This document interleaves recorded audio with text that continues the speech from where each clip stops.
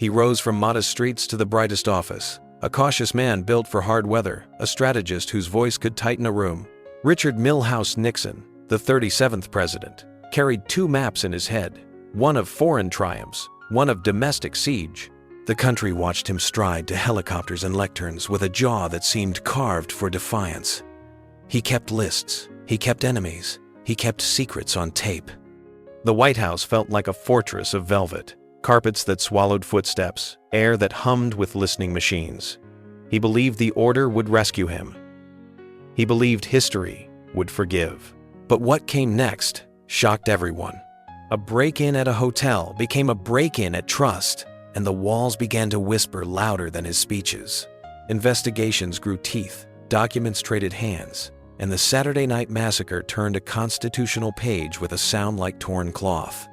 The tapes, his own careful archive, became prosecutors with perfect recall, every pause a grim witness.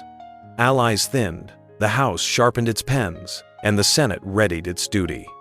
In the East Room, his voice softened into something human, that rare vulnerability that comes when power loosens its grip. He climbed the steps to the helicopter, turned with a practiced gesture, and smiled, as if to say, this was not the end, only a chapter. The rotors washed the south lawn in wind, and the city exhaled. The truth behind his grave was darker still. In death, the story moves to Yorba Linda, to a library and a chapel of California light, where the scent of cut grass meets the dry hush of Orange County afternoons. He lies beside Pat, the partner who shared the long corridors, under stone that is calm, plain, and certain. Visitors walk past glass cases of negotiations and a world reshaped by patient pressure, then step out to the plot, where Earth has the final vote. The marker carries a promise he once believed the nation would keep. The lawn feels wide and forgiving, the sky pale and merciless, and the fountain's whisper sounds like a confession. Crowds come with complicated hearts, some to grieve a statesman, others to measure a fall. Here, legacy is curated indoors, and outdoors, it is carved into granite, a reconciliation written in soil and Sunday. He arrived in Washington with a war record and a gift for spectacle. A young senator who understood that fear could fill a chamber faster than fact. Joseph Raymond McCarthy mastered the microphone, his voice a steady drum that suggested danger behind every door. He waved papers, he named shadows, and in cold hearing rooms he turned suspicion into theater. The nation leaned forward, neighbors eyed neighbors, and careers trembled at the hint of disloyalty. He claimed lists, he claimed secrets, he claimed a mission to save the Republic. For a while the headlines obeyed him and the cameras loved him, but what came next shocked everyone. The stage grew larger and harsher. The Army hearings placed his methods under television's bright and unforgiving Sunday. Counsel pushed back, senators shifted in their seats, and a piercing question about decency cut through the performance like a bell. The country blinked, as if waking from a fever, and the spell of accusation without anchor began to break. His allies stepped away, censure followed, and the man who once seemed to command the storm found himself standing in its reign. In private, the toll showed in restless nights, and a body that could no longer carry the constant fight. He had chased enemies into every hallway, and now the hallways were empty. The truth behind his grave was darker still. Home called him back to Wisconsin, to Appleton's quiet streets, and a cemetery that does not shout. At St. Mary's, the grass is thick and the markers speak softly, a row of names that belong to families and to time. His stone is simple, patient, a rectangle that offers no slogans, no lists, only a date and a name that once held a nation in its grip. Visitors sometimes pause with conflicted breath, remembering televised confrontations and careers unwound, then step away as birds reclaim the morning. The wind in the trees sounds like a gavel, steady and unconcerned, as if reminding us that reputations rise fast and fall faster. Here, showmanship surrenders to soil, and the story resolves in granite, in shade, and in the quiet mercy of a hometown plot. He was the youngest son in a dynasty that had already paid in blood. a broad-shouldered senator with a gift for the chamber and a voice that could turn policy into prayer. Edward Moore Kennedy carried the family banner through storms that would have stranded most men, threading law through grief and ambition through loss. He knew the corridors, he knew the committee rooms, he knew how to count votes and how to wait. Cameras found him at podiums and funerals, a survivor with a burden, a lawmaker with a long memory. The name opened doors, and the past walked in behind him every time. But what came next shocked everyone. On an island night, a car left the road and a life was lost, and the water held its silence longer than he did. Questions gathered like fog, a late report, a fracture in the narrative of responsibility, a wound that never truly closed. The televised address felt like a plea and a defense. The nation split between sorrow and suspicion, between grace and anger. He kept working, he kept speaking. He became the institutional master of health and labor and civil rights, and still the bridge shadowed every step. Colleagues saw brilliance and contrition side by side, decades of legislation written with patience and pen. He grew older, steadier, more candid about failure, and yet the story always circled back to that road. The truth behind his grave was darker still. He rests at Arlington, where rows of white stones ripple over the hill like measured breath, a field that carries the family's echo in marble and flame. The path to his plot passes the eternal flame of his brother, the hush of clipped grass, and the low murmur of visitors speaking in softened tones. His marker is modest, a flat tablet that yields its drama to the view and to the lineage around it. Flags stir, traffic hums beyond the gates, and the Potomac glints with indifferent light. People pause with mixed hearts, remembering the young man in a dark suit, the elder statesman with a worn voice, the knight on the island that never left the room. Here, the arc resolves in stone and slope, a life of power and penance set into government earth, where legacy is counted in laws and in silence, and where the wind writes the final footnote. He stepped out of the pine country with a silver tongue and a ledger of promises, a lawyer turned governor who treated the State House like a staging ground for destiny. Huey Pierce Long taught crowds to chant his name. He paved roads that cut through poverty, and he built a machine that could count votes before the polls opened. He dressed like a riverboat gambler and argued like a preacher, turning policy into parable, turning budgets into weapons. In Baton Rouge, marble halls echoed with his quick stride, and opponents learned that every door had already been opened, every ally already briefed. He loved speed, he loved spectacle, and he loved to be indispensable. But what came next shocked everyone. The Capitol Tower glittered like a trophy, a skyscraper of ambition in a state that had never seen such height. Inside, on a late summer night, gunshots cracked through the corridors, and bodies collided in a confusion of loyalty and hate. A feud over judgeships, old slights, and new threats spilled into a few deadly seconds. He was hit, carried to a hospital he had commanded into existence, and the legend's voice turned into a whisper under harsh lights. Outside, crowds surged and prayed, then bristled with anger as rumors bred more rumors in the warm dark. The man who had promised to share the wealth now shared something else with his enemies, a sudden exit and a state stunned into silence. The truth behind his grave was darker still. They buried him where he had built his monument to power, on the Capitol grounds, beneath a sculpted likeness that gazes over the city he remade. The lawn is clipped tight, the tower throws a morning shadow that reaches his stone, and the statue stands with the easy confidence he wore in life. Visitors climb steps that feel like a sermon, then walk down to the casket's address, a rectangle of earth guarded by lawns and police and memory. The inscription speaks to service, the pedestal to ego, the site to the audacity of claiming history's center. School children stare up at the tower, then down at the grave, learning that glory and peril can share the same street.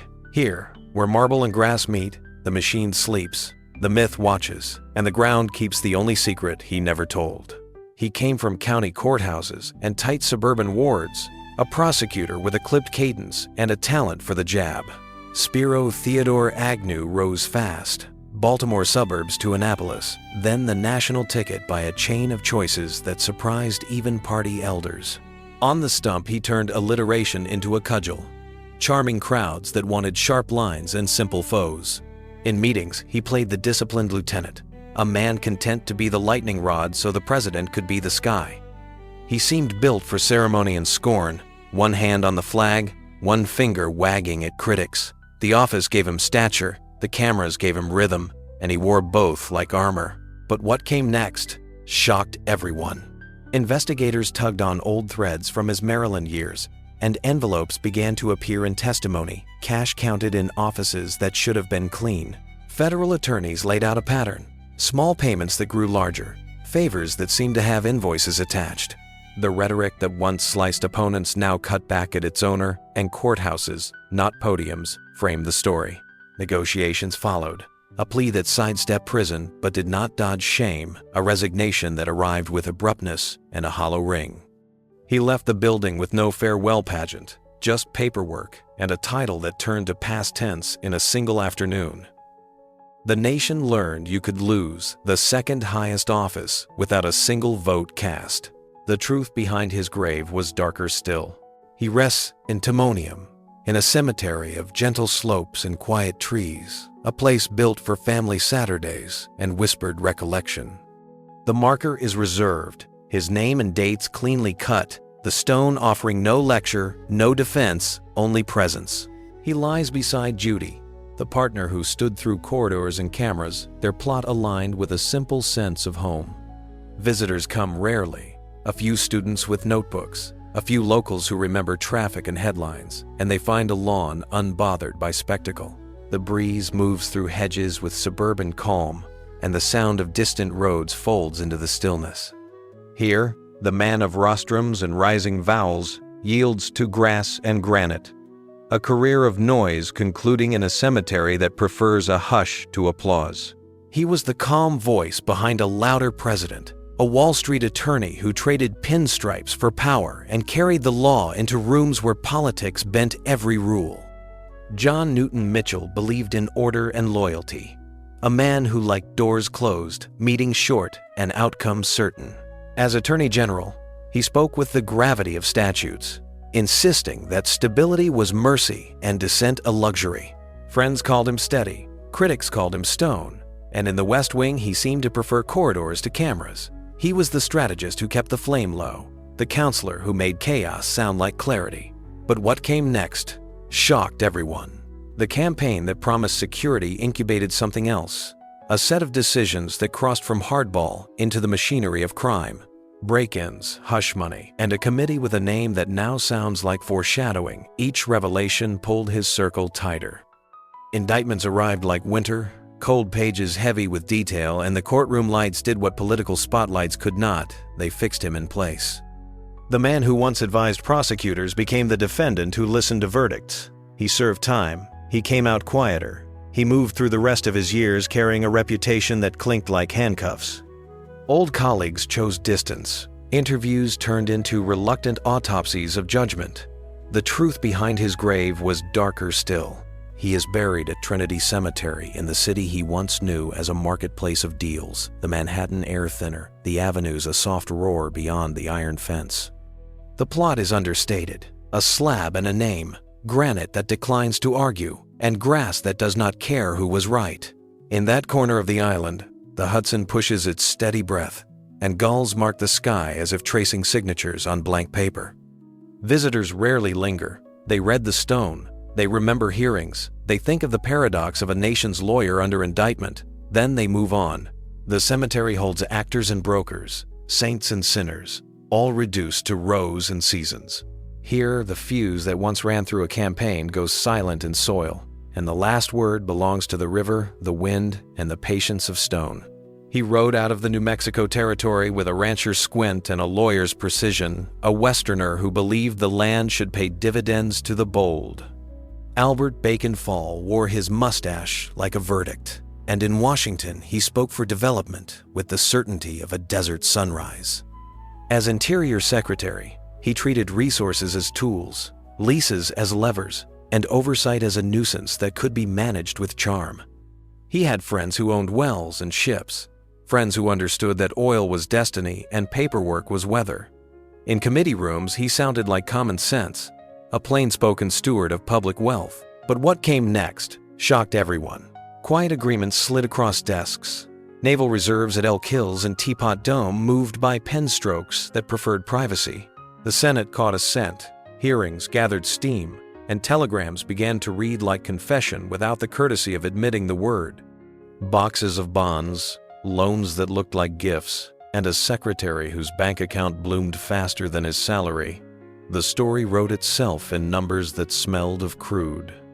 He insisted it was efficiency. He insisted the nation needed speed. But the gallery heard something else, the soft clink of favor trading dressed as policy. Conviction followed. Prison gates opened to a cabinet officer for the first time, and the symbol of conservation became the symbol of corruption in a single winter. The legend of Teapot Dome hardened into a lesson that teachers still underline. The truth behind his grave was darker still. He lies in El Paso, under southwestern light that flattens shadows at noon and deepens them by late afternoon, a cemetery of quiet lanes and careful hedges.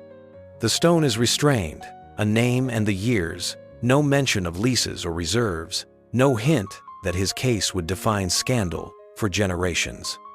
Mesquite brushes the fence line, the air smells faintly of dust and sun-warmed granite, and the mountains sit far off like jurors who decided long ago. Visitors arrive with history books in their heads. They murmur about firsts and about shame, then let the dry breeze turn pages only air can read. Here, the man who tried to move oil in silence rests in a plot that explains nothing and forgives nothing. A western grave where the earth remembers what papers tried to hide. He began as a courthouse whisper and a county seat tactician, a fixer with a farmer's face who understood how to turn friendships into votes and votes into leverage. Harry Makaja Doherty guided a rising senator from Ohio into the White House, then stepped through its doors as Attorney General with the confidence of a man who knew where every switch was hidden. He believed government was a network of favors tempered by law, a place where discretion could save a nation from its own noise. He kept company with lobbyists who smiled like cousins and businessmen who treated policy as a contract waiting for a signature. For a while, it worked, quiet and efficient, a hum behind the Harding charm. But what came next shocked everyone. The Teapot Dome years heated more than oil. They turned rumor into testimony, and the name Doherty into shorthand for the deals no one wanted to own. Senate committees sought bank ledgers, prosecutors eyed associates, and a shadowy aide fled in a blaze of headlines that sounded like pulp fiction. Trials came without the comfort of clean narratives, mistrials and acquittals that felt like verdicts written in fog. He was never convicted, he would remind anyone who asked, and yet the stain spread, a seep-through wallpaper that inspectors could not name, but everyone smelled. The president's death left him exposed to winds he once controlled. Friendships thinned, and the administration's smile hardened into a grimace. He resigned to save the edifice, or so he said, and then watched as history penciled him into its margin notes about temptation. The truth behind his grave was darker still. He rests in Columbus Grove, back in Ohio, soil that knows his early footsteps and does not bother to apologize for them. The plot is modest, framed by maples and ordinary stones. A family piece of ground where Sundays still mean church bells and porch talk. His marker is unpretentious, the name cut without flourish, the years doing the heavy lifting that epitaphs sometimes try to fake. Visitors, when they come, arrive with half-remembered lessons about an era of easy money and unlocked doors, then stand in a silence that levels rumor and record alike. The breeze smells of cut hay in summer and damp leaves in fall, and the sky feels broader than any committee hearing. Here, the back room goes back to being a room, the headline fades into lichen and rain, and a man who brokered quiet ends in a cemetery that prefers it. He rose from the civil rights trenches with a bullhorn voice and a talent for building coalitions, a mathematician turned organizer who learned to translate street demands into city budgets. Marion Shepilov-Berry became the face of a capital hungry for self-rule, a mayor who shook hands on every block and remembered names with a preacher's ease. He promised summer jobs and winter heat. He built programs that felt like lifelines, and he wore the city's hopes like a tailored suit. Cameras loved his grin, Crowds loved his rhythm, and opponents learned he could slip past traps with a smile and a phone call. He made the nation's capital feel like a hometown with him at the center. But what came next shocked everyone. A sting in a hotel room turned movement legend into a mugshot. A private spiral caught by public lenses, a federal sentence that landed like a siren at midnight. The downfall felt operatic, betrayal and bravado, supporters insisting he had been hunted, critics saying he had hunted his own undoing. Behind bars, the noise did not fade. The city argued with itself about mercy and responsibility, about forgiveness and power. He emerged thinner, slower, still sly, and then did what almost no one believed possible: he won again. Ballots declared the argument unresolved, his return a defiant footnote that read like a headline. And Washington learned that scandal does not always end a chapter, it sometimes writes the next one. The truth behind his grave was darker still. He rests in the district he shaped, at Congressional Cemetery, where history crowds the paths and the river air carries a soft mineral tang. His stone carries the word mayor like a final oath, polished granite that reflects sky and passerby, a mirror for a city that still debates him. Flags tilt in the breeze. Dogs from the neighborhood jog past with their owners, and tour guides lower their voices as they approach. The plot feels lived in, flowers appearing on anniversaries, notes tucked beneath pebbles, gratitude and anger set side by side. The grass remembers inaugurations and arraignments with the same quiet patience. Here, the comeback has no more elections to contest, only a rectangle of earth holding a man who refused to leave the stage, and a city that cannot decide whether the curtain fell or the story simply changed keys. He strode into Louisiana politics with a gambler's smile and a parish preacher's timing, a South Louisiana son who could turn a roast into a rally and a handshake into a vote. Edwin Washington Edwards seemed born with music in his voice and strategy in his pockets, fluent in French patter and courthouse arithmetic. He made bridges feel like favors and hospitals feel like homecomings, a governor who could fill a hall with jokes and promises until even skeptics laughed. Reporters chased him for the quip, rivals chased him for the secret, and he stayed one step ahead, light on his feet, heavy on charm. Folklore wrapped itself around him while the ballots were still warm. But what came next shocked everyone. The long dance with temptation finally missed a beat, and investigations followed him like a brass band that would not stop. Deals that once sounded like civic efficiency came to court as racketeering and favors with price tags, the kind of allegations that stripped the music from a name. He grinned through arraignments. He winked at cameras. He told supporters to hold their nerve. And then the verdict arrived, with the flat sound of a courtroom clerk. Prison replaced parades, the myth took on dents, and the state learned that charm cannot cross every bridge. He re-emerged older, defiant, still able to draw a crowd with a punchline and a memory, and people argued again, was he a rogue who served or a servant who robbed? The legend did not end. It frayed, and the echo grew complicated. The truth behind his grave was darker still.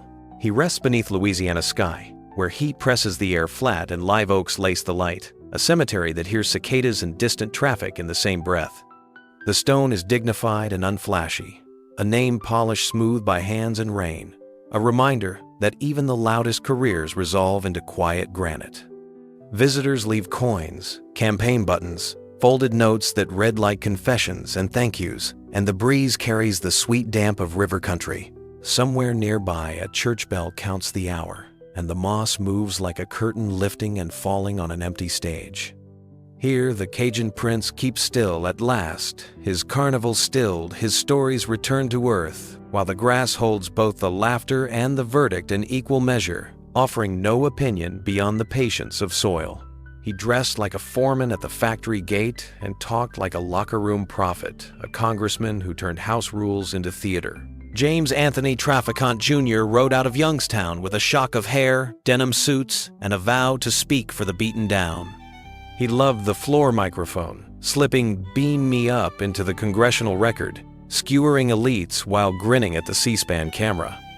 He was a throwback and a showman, part Union Hall, part county fair, a populist who made policy sound like a bar fight he intended to win. The district felt seen. The Capitol felt provoked, and he seemed untouchable within his odd armor. But what came next shocked everyone. Investigators uncoiled ledgers and favors, a tangle of cash, gifts, and pressure that sounded like a blueprint for getting rich in the shadows.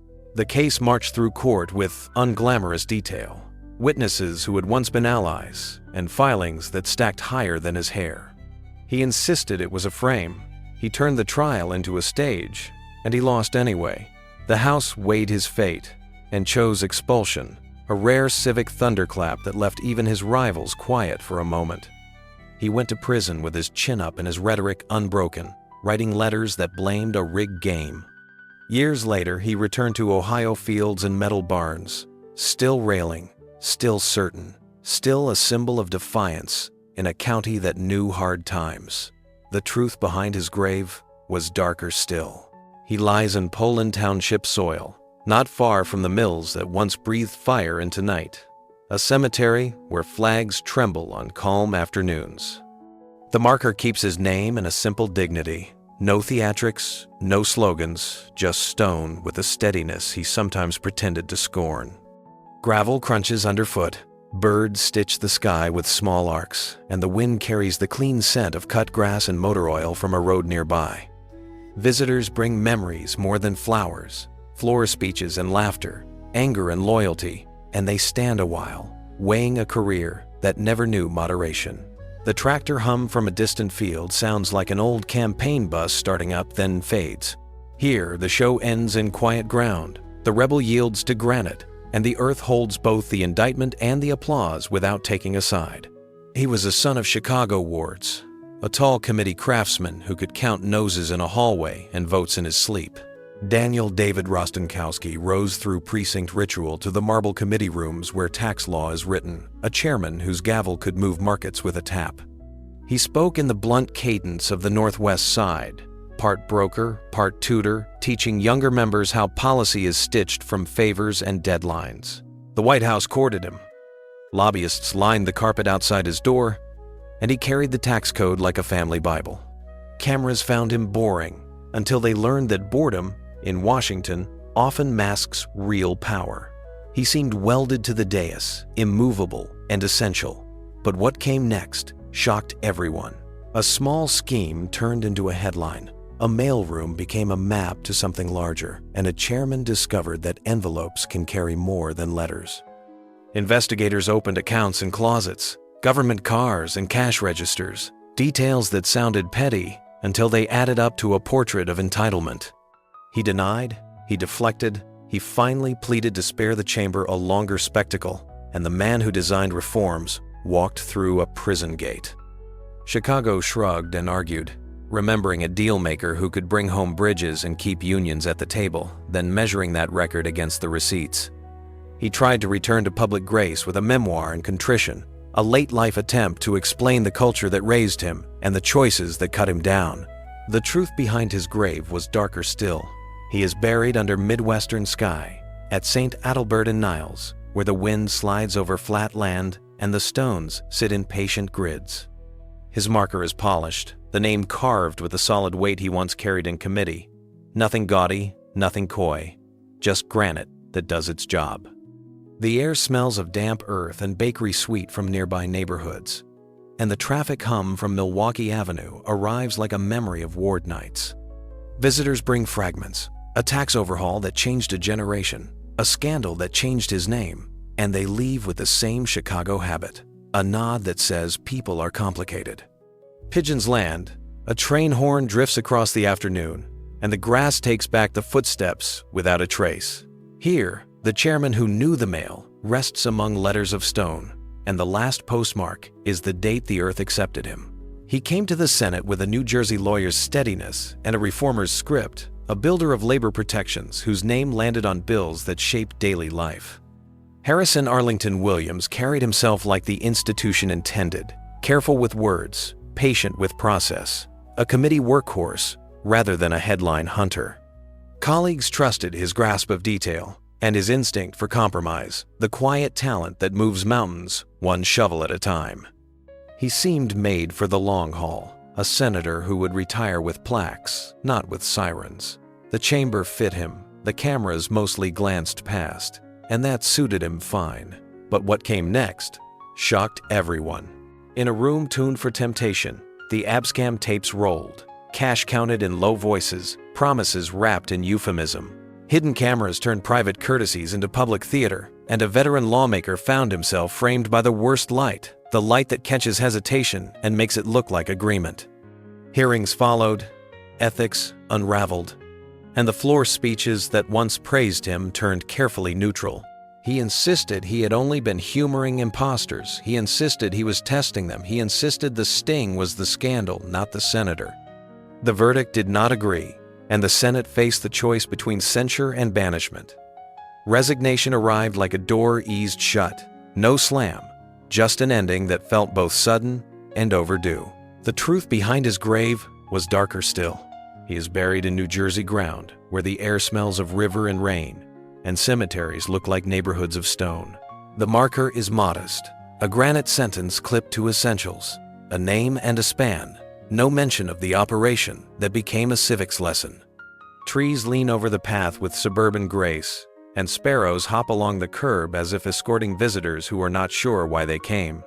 Some remember coalitions built and pensions secured. Others remember a briefcase and a room that looked like a trap. The wind lifts a stray program from a past memorial and lays it flat again, as if tidying the record.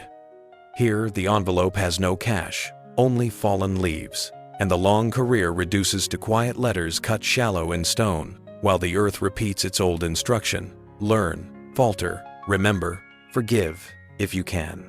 He spoke softly and carried the nation's pocketbook, a master of tax policy who could thread numbers through needles and make budgets behave. Wilbur Day Mills built a reputation on homework and restraint, the Arkansas gentleman whose intellect steadied the House's most complicated committee. Presidents courted him, lobbyists studied him, and colleagues leaned on his patience when tempers ran hot. He preferred chalkboards to cameras, the slow confidence of a man who knew every clause by heart. For years, he was the quiet center of fiscal gravity, a chairman whose signature could steady markets and shape families' paychecks. The job fit him like an old suit, reliable, unshowy, and precise. But what came next shocked everyone. One night near the water in Washington, a car stopped wrong and a scene unfolded that spilled across front pages like ink loosed from a bottle. Flashing lights, confused statements, an entertainer in distress, and a chairman who had spent a career in control, suddenly revealed as human in the harshest way. The Capitol, which forgives many sins when they are private, found this one insisting on public space, and the jokes were as cruel as the headlines. He stepped down from the chairmanship he had made into a school and retreated into the sober arithmetic of reckoning, facing health and habit with a frankness that surprised even old allies. He returned to the floor later, chastened and still capable, but the night by the water never quite left the conversation. The truth behind his grave was darker still. He is buried in Kensett, Arkansas, where the fields flatten the sky and the air smells of hay and river mud, a small-town cemetery edged by cotton rows in memory. The marker is spare, a rectangle of granite that says what must be said and lets the rest be carried by the wind. Local visitors speak his name with the pride reserved for a neighbor who once balanced national ledgers, then lower their voices when they recall a night that unbalanced him. The grass is clipped close, the gravel crunches the same under joy and regret, and the locusts saw at the afternoon like a clock that refuses to hurry. Here, the chairman's legacy settles into two columns: work and weakness, each given its line in stone and its silence in soil. The water is far away now, the night has no witness, and the earth keeps both accounts with an accountant's calm. He built his power the old way, committee by committee, favor by favor, a disciplinarian with a Midwestern calm that could chill a room. Wayne LaVere Hayes learned the Hills grammar until he could diagram every sentence, a chairman who kept schedules like a clockmaker and guarded his turf like a farmer guards a gate. He did not crave television. He craved control, the quiet arithmetic of head counts and loyalties. Members feared his glare more than most floor speeches, and staff understood that proximity to him meant work done exactly his way. He rose without poetry and ruled without apology. Efficiency was the story he told himself, and order was the evidence he offered. But what came next shocked everyone. A staffer's claim cracked the facade, an allegation that the office had been paying for companionship, not service, that the payroll was hiding something that could not survive sunlight. Reporters followed expense lines like breadcrumbs, and the tale spread with the speed of a summer storm. One interview, then two, then cameras at the door. He tried the old defenses. He scolded. He minimized. He suggested that this was private business in a public box, but the house is a house of windows, and neighbors look in. Allies withdrew their eyes, then their votes, and the chairman discovered that control evaporates when the room decides to breathe on its own. Resignation felt abrupt and inevitable. A man who prized order surrendering to disorder in a single week. The truth behind his grave was darker still. He lies beneath Ohio's sky, where fields run to the horizon and cemeteries fold into neighborhoods without ceremony. The headstone is plain, a family plot that offers no speeches, only names in a simple line. The kind that asks to be read without judgment. Wind brushes through maple leaves with a paper's rustle, and a tractor's low-engine hum drifts from beyond the fence. Visitors who remember the scandal tend to stand quietly, as if realizing that the roar of a headline always shrinks at the edge of grass. Here, the payroll is just the list of the buried, and the ledger closes with a date and a dash.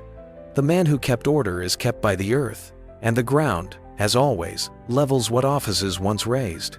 He learned politics in tenement stairwells and on cobblestone corners, a saloon keeper's son who could read a ward like a ledger. Frank Hague built Jersey City into a fortress of favors and fear. The boss whose handshake could deliver a job, whose glance could end a career.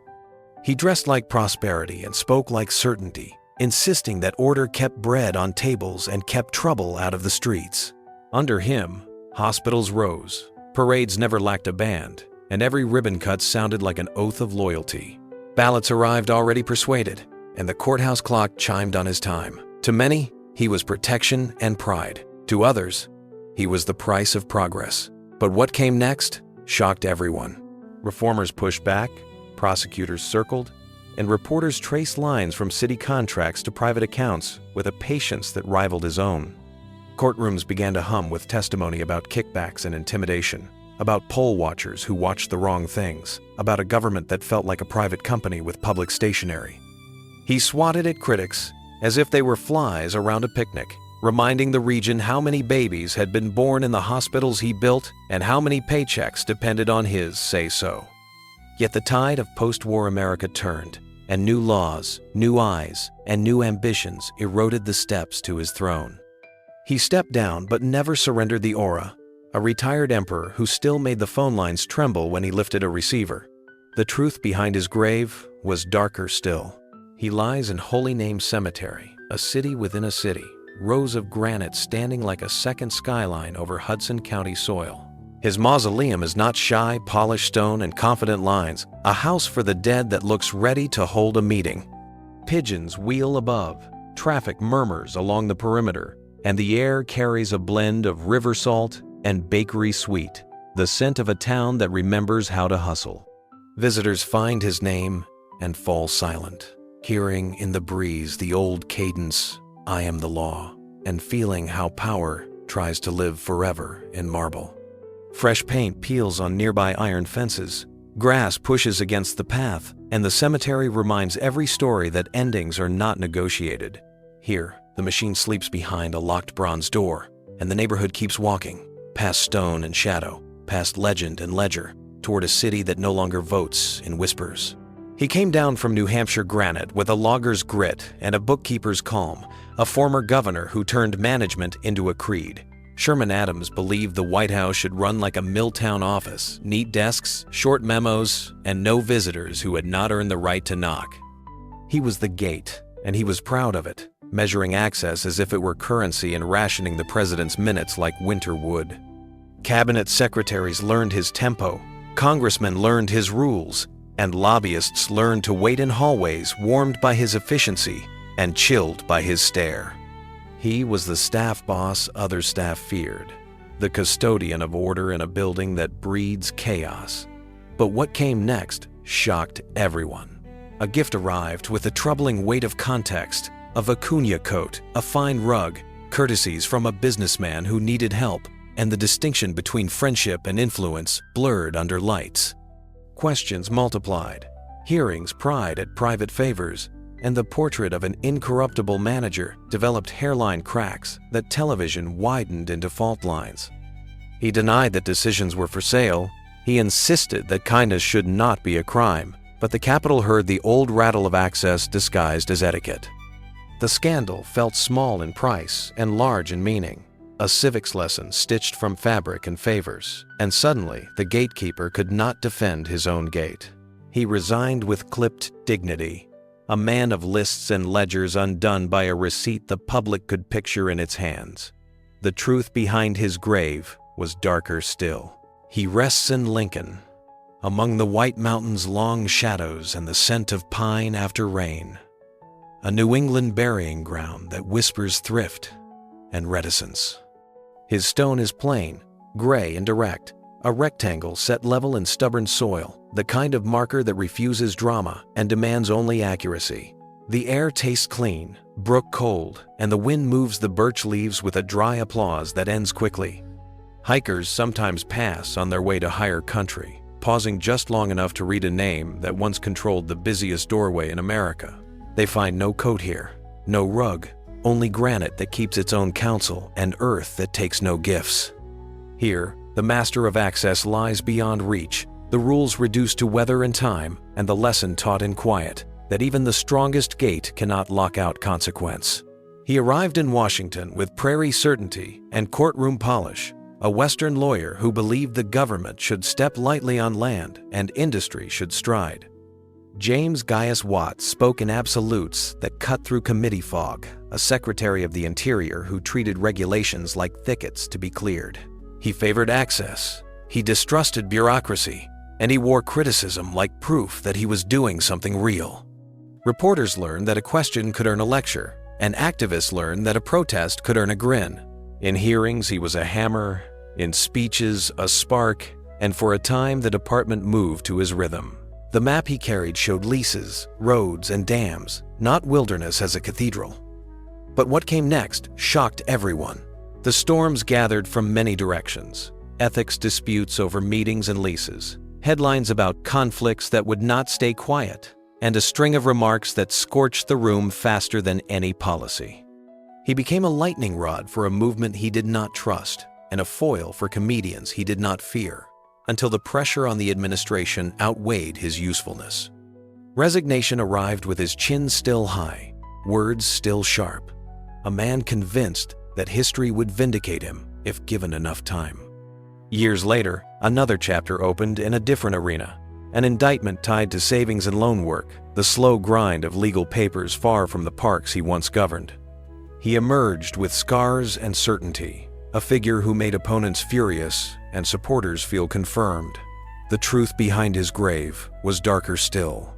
He rests under western sky, in soil that smells of sage after rain and warms to the sun like a held hand, a cemetery with wide views and low talk. The marker is unadorned, flat and firm, a slab that prefers facts to tributes, the kind of stone that would not tolerate fuss. Wind moves through bunchgrass with a dry whisper, and the clouds drift like slow herds across a long horizon. Visitors arrive mostly with memories, policy debates that once felt urgent, jokes that once felt cruel, and they leave with the odd peace that graves give to arguments. A meadowlark lands, sings 3 bright notes, and lifts off without waiting for applause.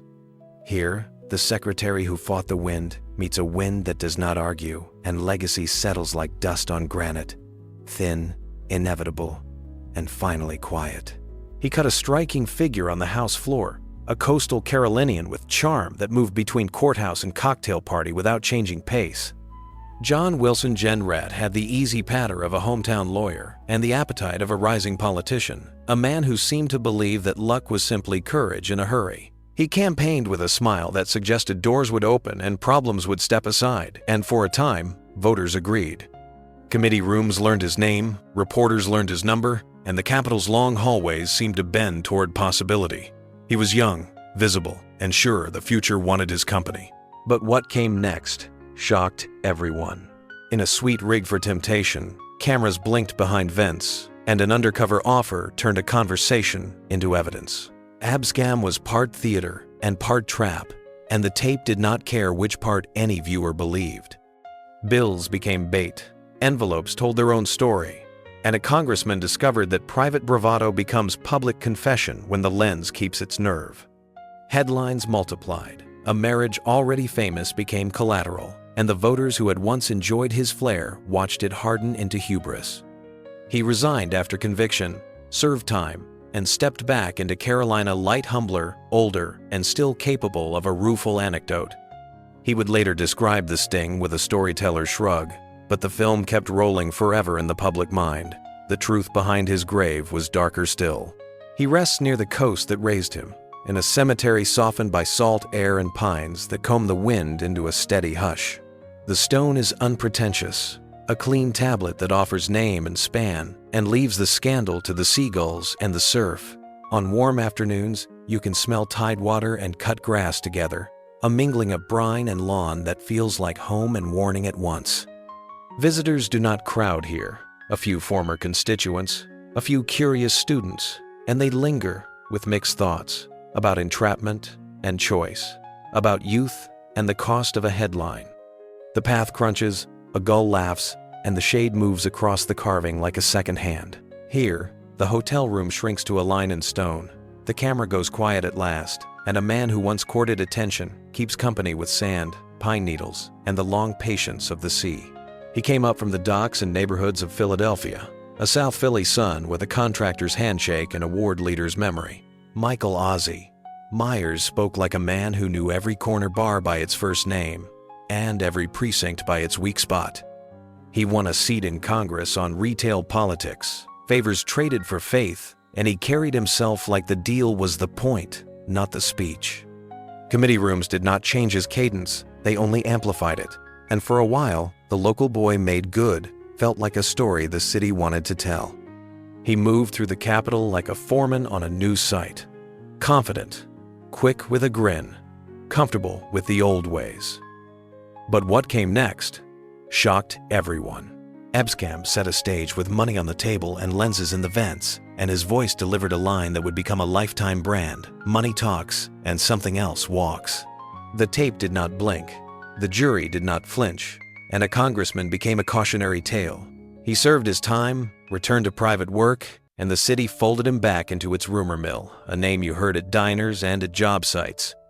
Decades later, headlines found him again, not with hotel room envelopes, but with ballots and elections, a new case about stuffing boxes and bending outcomes, the same old gravity-bending different metal.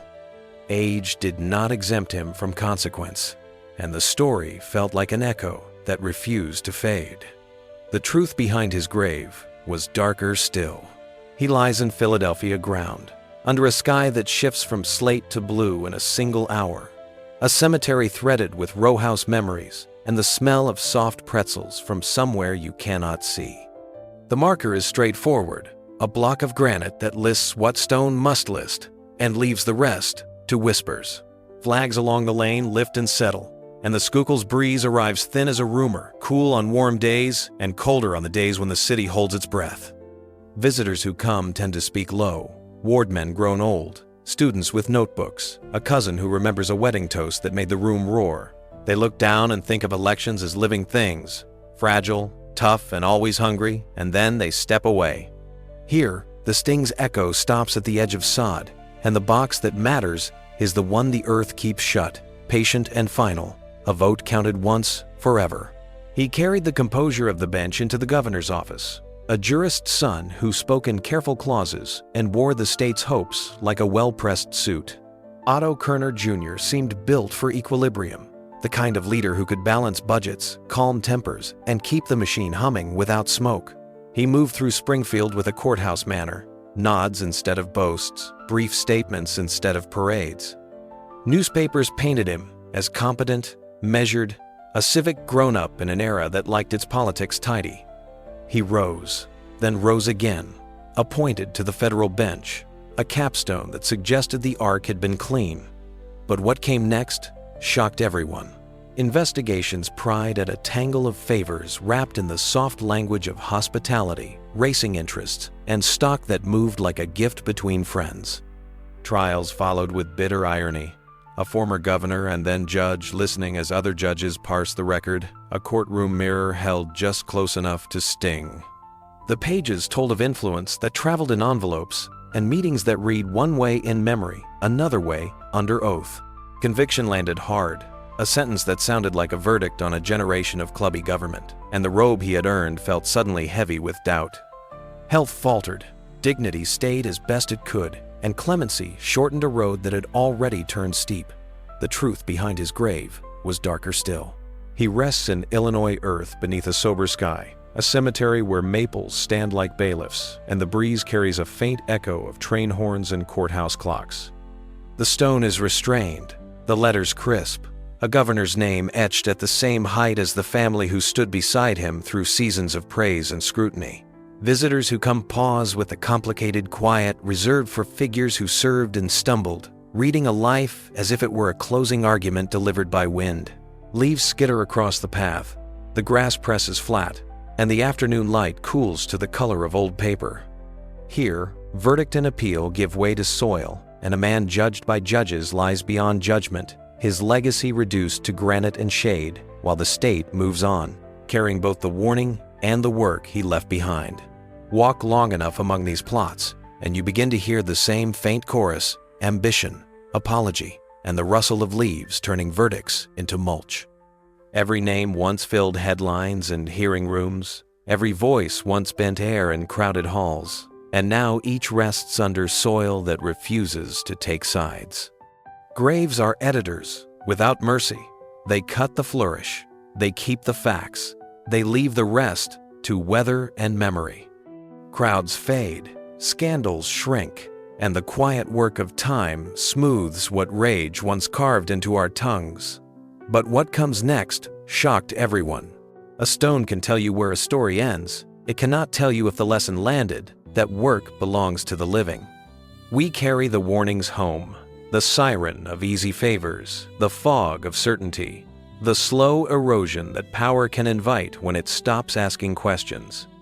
We also carry the proof that choices matter, that institutions endure, that the earth is patient, and that patience is not the same as forgetting. In the end, every career returns to a parcel of ground and a handful of carved letters. The rest, the measure of a life, walks beside us as we leave the gate, lighter than grief, heavier than rumor, asking to be remembered with care.